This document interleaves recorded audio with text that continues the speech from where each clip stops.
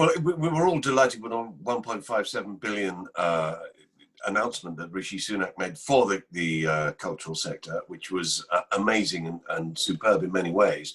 And that is in addition, of course, to all the furlough schemes and so forth that have been going on. But it's a question of getting that money out to the right places. This is going through the Arts Council of England. And I've got issues with this because, as I keep saying, Rome is burning. Theatres are closing. And there are theatres making redundancies. I know that the Theatre Royal Norwich, for instance, and major theatres like the Theatre Royal Plymouth as well, are actually teetering on the edge right now.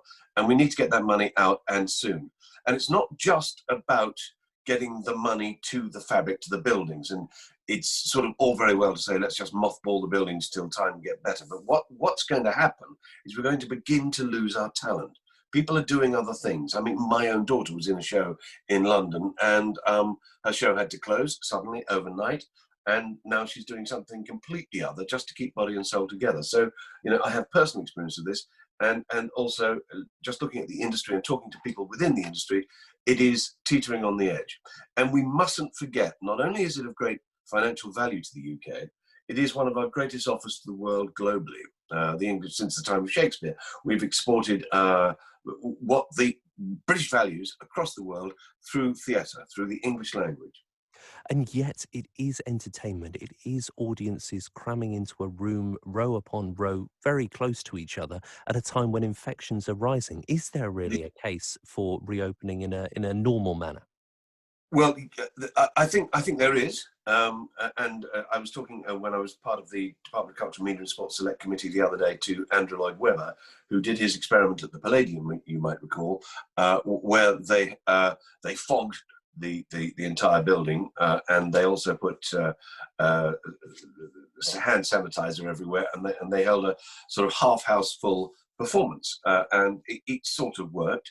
There are ways. We've got to be creative. We are, after all, in that industry, creatives.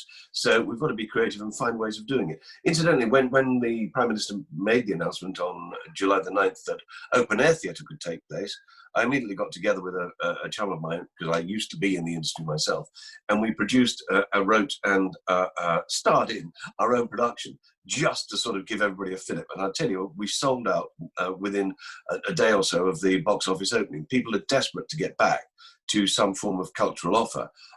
And I think we've got to look at creative ways of opening up theatres. The great difficulty, as you quite rightly point out, is that by its very nature, theatre requires people to sit in close company.